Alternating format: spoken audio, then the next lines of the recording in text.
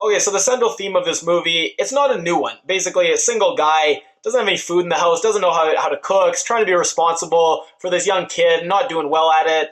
But what was so interesting about this movie is it puts this within a context where doing these things, being responsible, having a home, inviting people over, that takes on, I won't say an almost religious significance. It's a religious significance that's in the religious text. The rabbi at one point is like, there's three things to having a happy life. One of them is dishes, having enough dishes to throw these great parties and have these stable households. So throwing this theme within this context where it becomes so much more meaningful and important, it was really interesting. And that's what great movies do. They take things that are so universal, getting your stuff together so you can be there for someone you love, and then they put it in these specific contexts somewhere in the world that are so unique, and we get this fascinating glimpse and peek into this society where it looks like it's from another century or another part of the world far away, but it's actually New York City, where probably more movies have been made based in New York than anywhere else.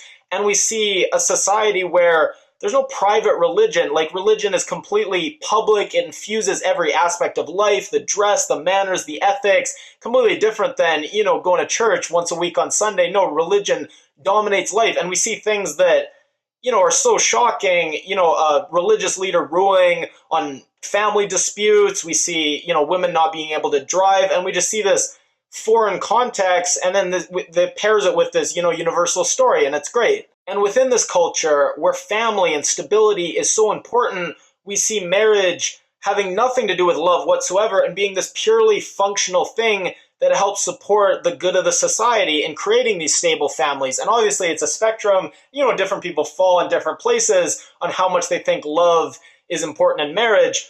But in this, we see a whole culture where it's just 100% on one end of the spectrum, and it's fascinating. He goes on a blind date, and this woman, her pitch to him is, I offer you a stable life. What more could you want? She doesn't care that he's not attracted to her, and she's not attracted to him. It doesn't matter to her. It's completely irrelevant to the question of marriage. Now, this movie, for one, it was shot entirely with a mobile camera. That's so incredible because it doesn't look hokey at all. I mean, sure, some of the cinematography is nothing to write home about, but it doesn't take away from your enjoyment of the movie at all. And the main character is so likable and an everyman, and he's so approachable within this completely unapproachable setting. As I said, if you look at some of these images, you're going to think you could never relate to the people in this story. You could never get hooked in.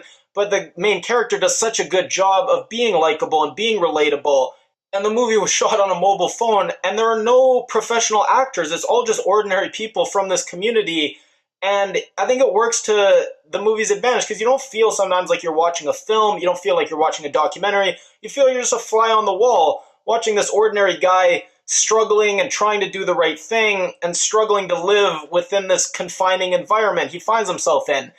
And this story and this struggle we see when you, again, see these universals within this context that looks so foreign initially, but then you find those same things that are true to all of us within this foreign context. There's something comforting about that because it makes you feel like no matter where you go and how weird it might appear, you're still going to be able to find things that you can relate to and you're still somewhat home. If you like my review, please give it a thumbs up. If you haven't already, you can click my face at the end of the video to subscribe. If you leave a comment, let me know what you thought about the movie, any other movies you'd like me to review, or any other feedback on my reviews in general. Just leave a comment and I'll be sure to read and reply.